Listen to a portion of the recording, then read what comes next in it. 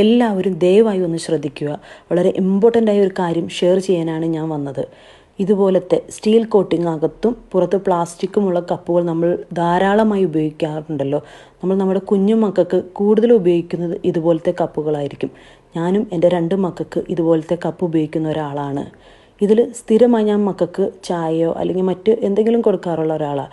കുറച്ച് നാളുകളായിട്ട് എൻ്റെ മക്കൾ പറയുന്നു ഇതിൽ കഴിക്കുമ്പോൾ എന്തോ ഒരു വല്ലാത്തൊരു സ്മെല്ലെന്ന് പറയുന്നു.